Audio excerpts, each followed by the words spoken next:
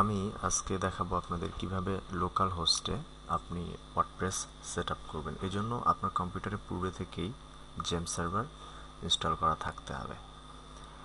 প্রথমে আপনি আপনার ব্রাউজার ওপেন করবেন এবং সেখানে wordpress.org থেকে একটা ফাইল, wordpress.org থেকে আপনাকে লাস্ট ওয়ার্ডপ্রেসের ভার্সনটি ডাউনলোড করতে হবে।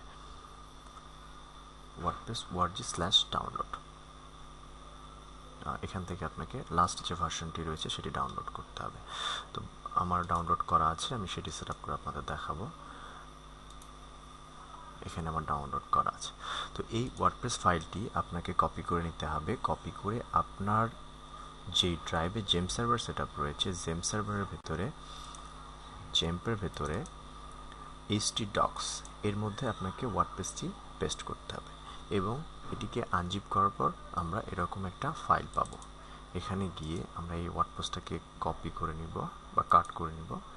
পরে আমি এটা htdoc ফোল্ডারের মধ্যে রেখে দেব।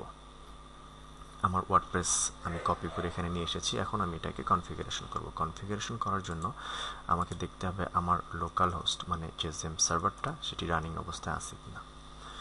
আমি লোকাল হোস্ট চেক করতেছি, এটি রানিং অবস্থায় নেই। কন্ট্রোল প্যানেল থেকে আমাকে জেম সার্ভারের জন্য দুটো সার্ভিস চালু করতে হবে। একটি হচ্ছে অ্যাপাচি, অন্যটি হচ্ছে মাইস্কুয়েল।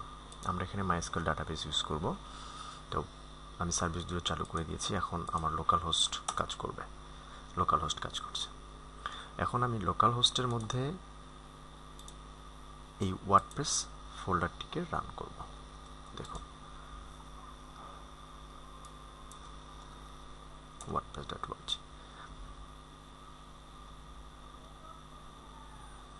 তো এখন আমাদের এটি কনফিগারেশন স্টেপ। তো কনফিগারেশন স্টেপের মধ্যে আমরা প্রথমে ডিফল্ট ল্যাঙ্গুয়েজ ইংলিশ রয়েছে, আমি ইংলিশে সেট আপ করবো। তো এখন এর পরের স্টেপটি আমাকে কমপ্লিট করার জন্য আমার প্রয়োজন database name, database user name, database password এবং হোস্টের নেম এবং ডাটাবেস টেবিল প্রিফিক্স। এটি ম্যান্ডেটরি নয়, তবে এখন আমি ডাটাবেস ক্রিয়েট করব। ডাটাবেস ক্রিয়েট করার জন্য আপনাকে যেতে হবে লোকাল হোস্ট PHP মাই অ্যাডমিন সেকশন। এখান থেকে আমি একটা ব্ল্যাঙ্ক ডাটাবেস ক্রিয়েট করব, একেবারে ব্ল্যাঙ্ক। আমি দিলাম মাই ডিবি। এটি হচ্ছে আমার ডাটাবেস নেম। ক্রিয়েট বাটনে ক্লিক করলে আমার ডাটাবেস তৈরি হয়ে গেছে। দেখুন এখানে মাই ডিবি ডাটাবেস। এখন আমি কনফিগারেশনের জন্য আমার এই মাই ডিবি ডাটাবেস ব্যবহার করব। এখানে হচ্ছে ডাটাবেস নেম মাই ডিবি, আর জেম্পের ডিফল্ট ইউজার হচ্ছে রুট। আর জেম সার্ভারের জন্য পাসওয়ার্ড, ডিফল্ট কোনো পাসওয়ার্ড সেট করা থাকে না, সো এখানে কোনো পাসওয়ার্ড দেওয়ার প্রয়োজন নেই। আমার host, database host local host, আর ডাটাবেস টেবিলের প্রিফিক্সটা চেঞ্জ করে দেওয়া ভালো, এটি ওয়ার্ডপ্রেস সিকিউরিটি সাপোর্ট করে। এখন আমি সাবমিট করব পরের স্টেপে যাওয়ার জন্য। এখানে রান অ্যান্ড ইনস্টল।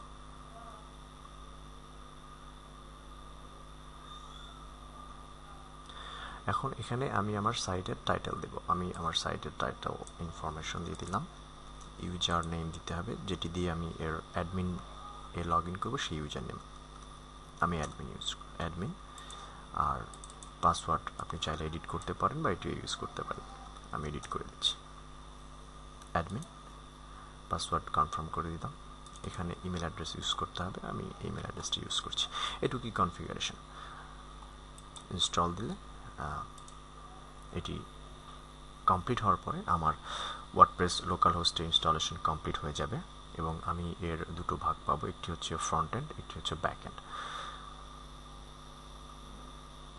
আমার ওয়ার্ডপ্রেস অলরেডি ইনস্টল হয়ে গিয়েছে। এটি আমাকে ব্যাক এন্ড পার্টে নিয়ে যাবে। আমি যদি এখানে ক্লিক করি লগ ইন করার জন্য, আমাকে অ্যাডমিন হিসেবে লগ ইন করে আমি ওয়ার্ডপ্রেসে যে ফাইলগুলো চেঞ্জ করব সেটির জন্য লগ ইন করতে হবে। তার আগে চলুন দেখে আসি এটার ফ্রন্ট এন্ড প্রথম ডিফল্ট অবস্থা কেমন রয়েছে। আমার ওয়ার্ডপ্রেস কিন্তু দেখুন সেট আপ হয়ে গিয়েছে কমপ্লিটলি। এখানে আমি সব ফাইলগুলো, সব ভিউ পেয়ে গেছি ওয়ার্ডপ্রেসের। এবং এখন আমি লগ ইন করবো অ্যাডমিন দিয়ে, এবং আমি যে পাসওয়ার্ডটি ইউজ করেছি সেটি আমি আবার ইউজ করব।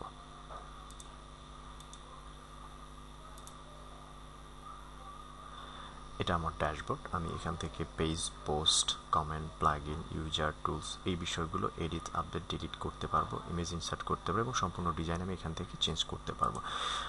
আমি পরবর্তীতে ভিডিওতে দেখাবো কিভাবে আপনি এটি এডিট, আপডেট, ডিলিট করবেন বা পেজ অ্যাড করবেন।